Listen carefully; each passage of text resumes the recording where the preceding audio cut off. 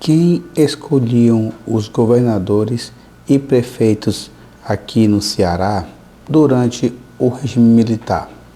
É sobre esse assunto que eu vou lhe contar agora nesse vídeo.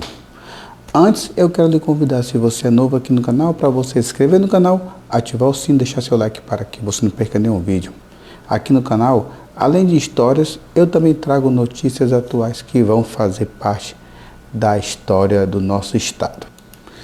Tá aqui, e de acordo com a matéria do Diário do Nordeste, de um tempo atrás, eu vou trazer para você essa história para você, tá bom? Tá aí, quem escolheu os governadores do Ceará e os prefeitos de Fortaleza durante o regime militar, né? Vamos saber essa história direitinho aqui.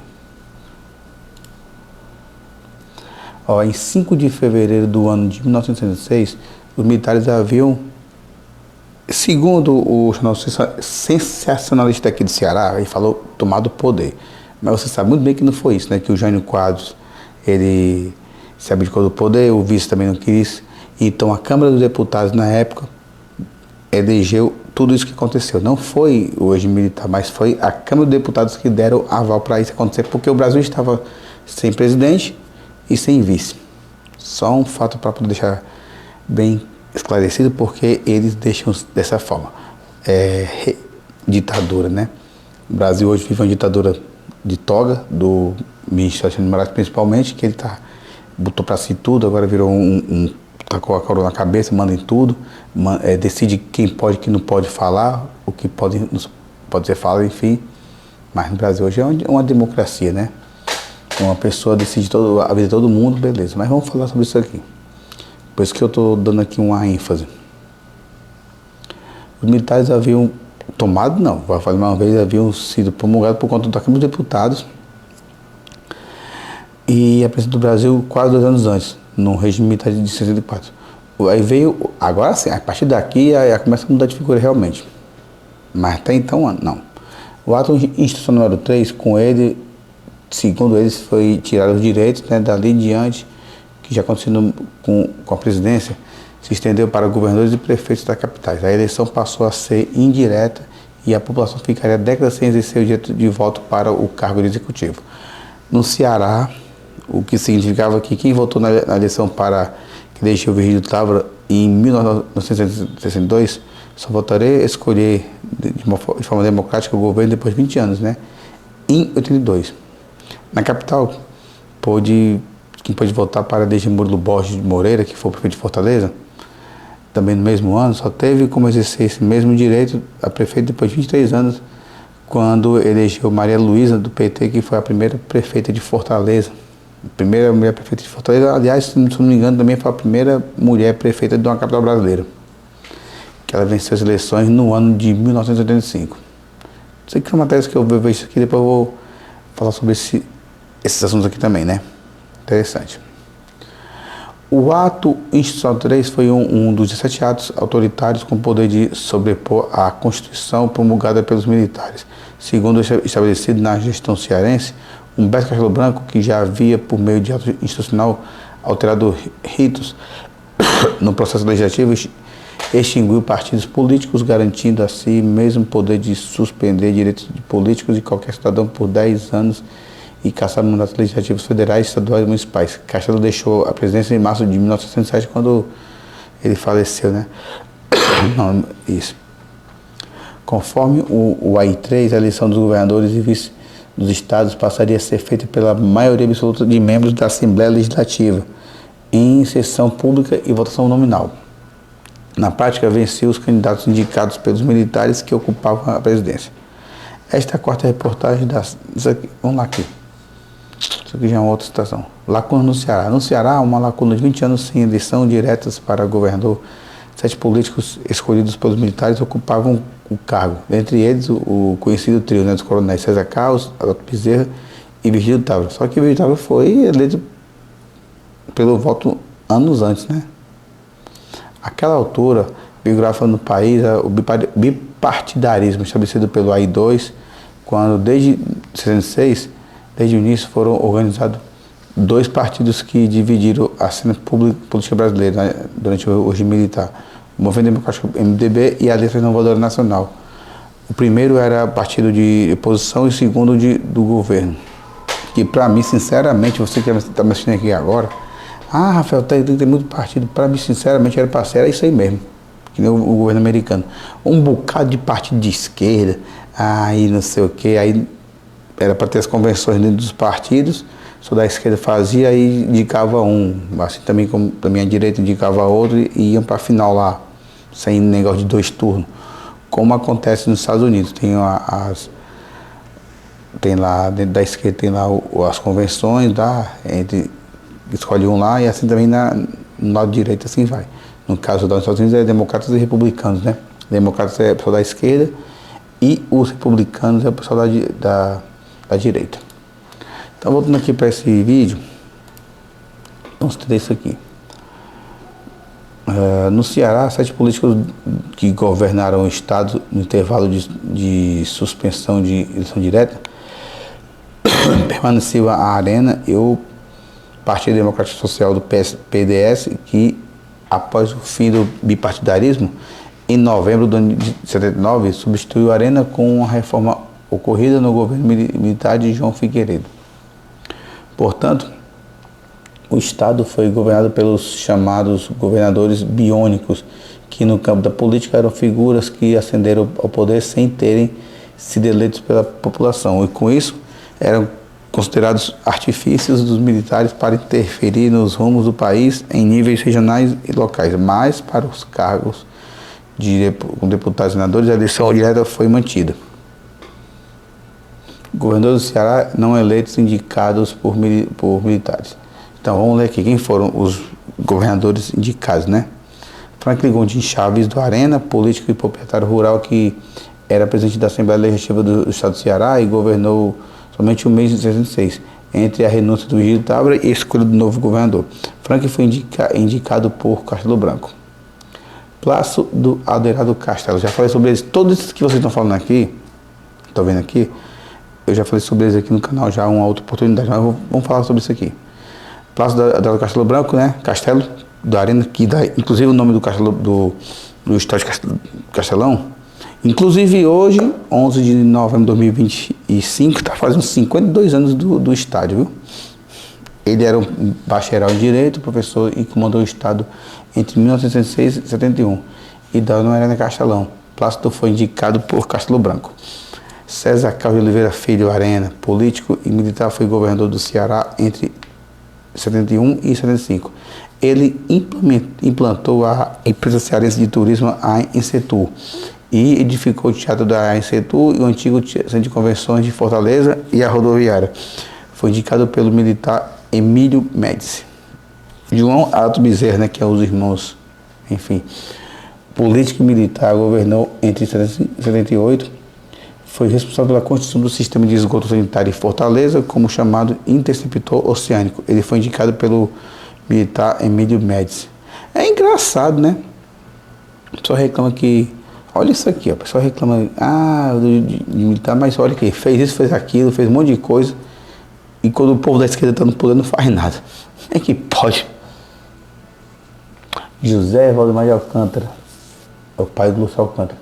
Político e médico, era vice de Adalto Bezerra e assumiu o governo do estado por 1 ano e 1 mês entre 78 e 79. Um dos feitos foi a estruturação do Centro de Hemoterapia do Estado. Ele foi indicado por militar Emílio Médici. Vigílio de Moraes Fernandes Távora, político e militar que já havia governado do Ceará antes da ditadura do regime militar, voltou ao governo por via indireta e permaneceu no cargo entre 79 e 83. Uma das iniciativas foi a reativação do Distrito Industrial de Fortaleza, coisa que o governo de esquerda tirou, né? E a ampliação do sistema de abastecimento de esgoto de Fortaleza. Foi indicado pelo militar João Figueiredo. Aí você vê aqui um monte de ações e os caras falam que não fizeram nada. Manuel de Castro Filho, do PDS, político de bacharel em Direito e era vice do Vigílio e foi governador entre 82 e 83. Quando o Vigílio renunciou para disputar uma vaga no Senado, ele foi indicado pelo militar João Figueiredo, sendo o último governador biônico. No livro História do Ceará, dos índios da geração Cambeba, o historiador Ayrton de Farias relata que a instalação do regime militar fortaleceu o executivo estadual na perspectiva de que os governos estaduais passaram a ser intermediários oficiais entre o governo central e as lideranças locais na concessão de benefícios, empréstimos, favores, empregos para a preservação do sistema de compromisso. Isso aqui que eu não gosto, esse negócio de botar estatal em cima, viu?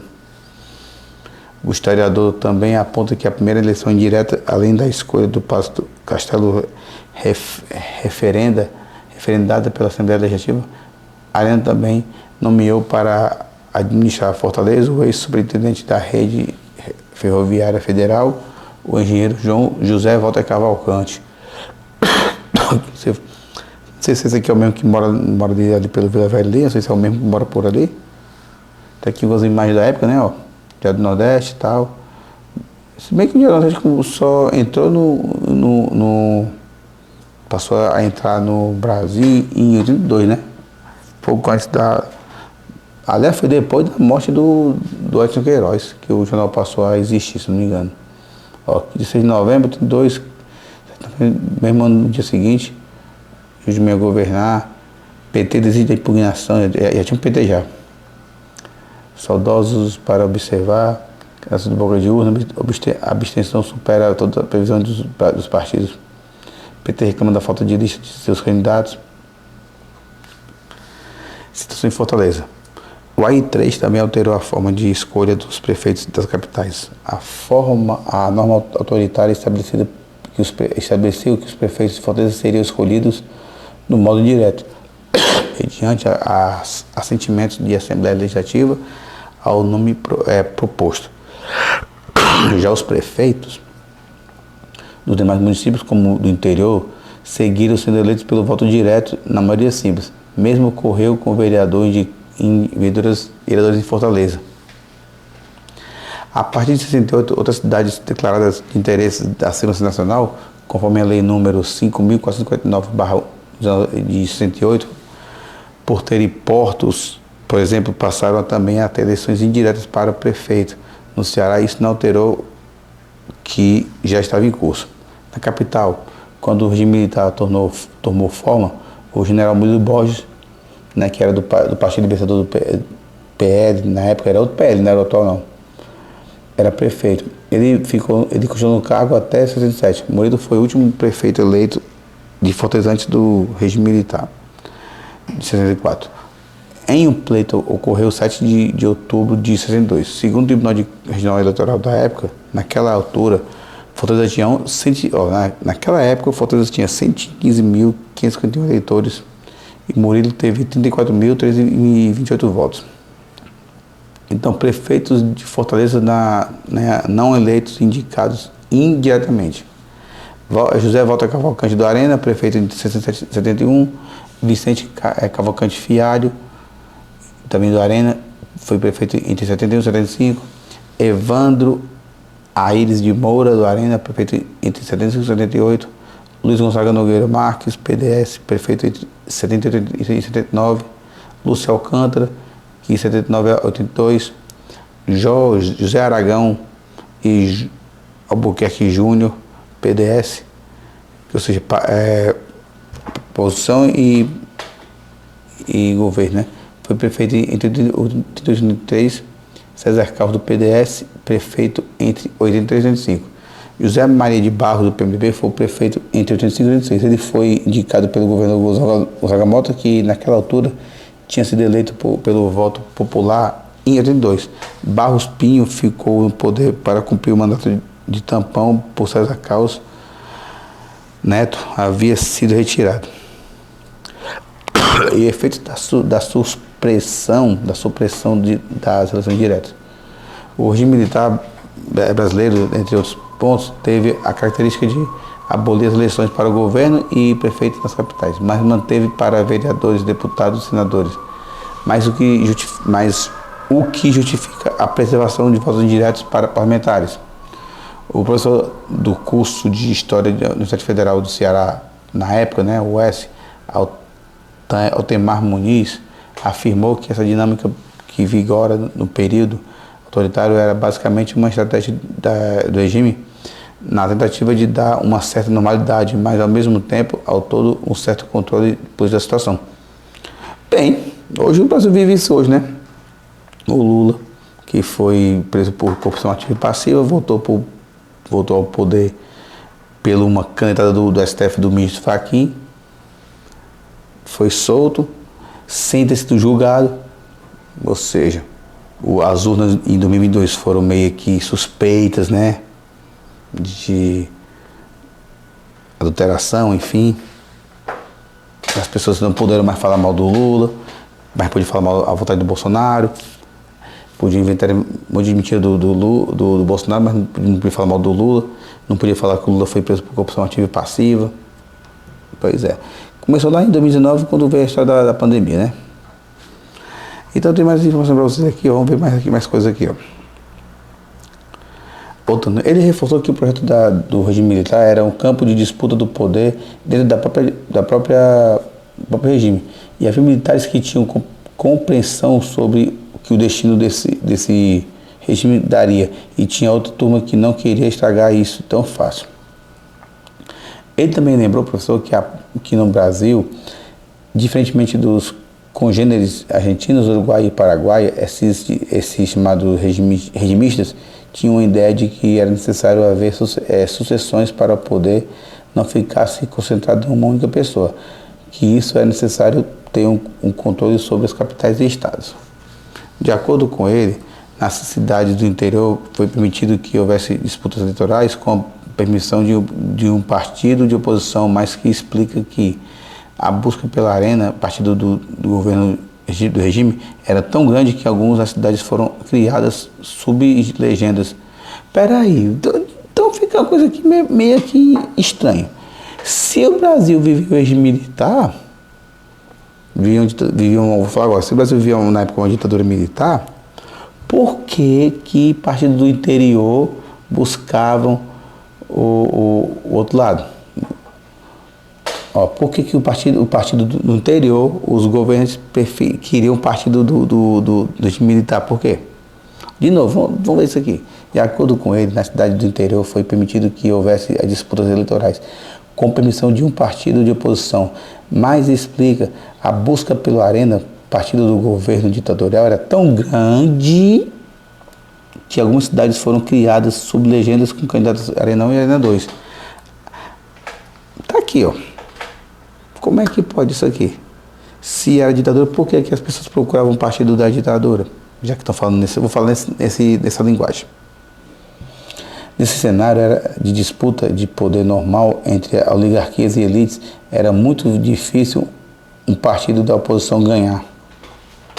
Acima de tudo, o que você tem com a proibição da eleição direta é uma sensação de cidadania sequestrada. A ditadura tinha uma coisa de permitir que os processos eleitorais acontecessem dentro de uma certa ordem. As eleições para o presidente aconteciam pelo ato, mas mesmo elas acontecendo pelo ato, o regime deixava que certo elemento popular, essa base, pudesse aparecer. Mas foi tão ruim o regime militar que fez esgoto, fez casa, fez um monte de coisa, né? Pois é. A cidade de 2000 aí foi criada no regime nos anos 70. Só um exemplo, né? Acima de tudo, que você tem com a proibição da eleição direta é uma sensação de cidadania sequestrada. Blá, blá, blá. O professor também reforça que as gerações que viveram esse regime só conseguiram ter uma ideia de democracia de forma direta quando em 89 conseguiu voltar para presidente e votaram no Collor. O Lula perdeu. Mas aí veio o amigo do Lula em 94, o Fernando Henrique, que foi eleito em 94 para 95. Em 98 ele deu lá um golpe lá nas eleições e acabou inventando a reeleição, né? Em 98 para ele poder se reeleger. Foi eleito até primeiro turno. Retorno ao voto direto, né? No Brasil, o retorno das eleições diretas para governadores e prefeitos, após muita pressão popular, veio primeiro que a volta da escolha direta dos presidentes. No país, ocorreu uma eleição unificada em 82 para que novos governadores eleitos pela população assumissem em 83. Então tá aqui, de acordo com o Diário do Nordeste, né? Sexta-feira, 15 de novembro de 85. Fortaleza volta às urnas após 23 anos. 200 municípios. Peraí. Como é que 18,5 milhões voltam em 200 municípios, né? Peraí, então naquela época faltou 200 municípios, como é que hoje tem 184 hoje? Só assim, muitos municípios foram naquela época engolidos, né? Depois eu vou fazer um vídeo aqui depois. Essa aqui, eu vou até fazer sobre isso aqui, vídeo depois. Quantos municípios tinham no Ceará em cada ano? Vamos fazer sobre isso aqui direito depois, vamos ver uma ideia de vídeo. No Ceará, o candidato do PDS e economista Luiz Gonzaga da Fonseca Mota, apoiado pelos coronéis Adolfo Bezerra, César Carlos e Virgílio Távora, venceu para governador e ocupou o posto entre 83 e 87. As eleições ocorreram em 15 de novembro de 82. Naquele pleito, o Ceará tinha 2.431.000. Naquele pleito, o Ceará tinha 2.431.030 eleitores. O Zaga Mota obteve 1.059.259 votos. Hoje em dia, é mais do que esse número, que é só em Fortaleza. Em 86, ele rompeu com os coronéis e apoiou a candidatura do empresário Tasso Gereissati. No âmbito nacional, nas modificações pela reabertura política e retomada pela democracia de Tancredo Neves.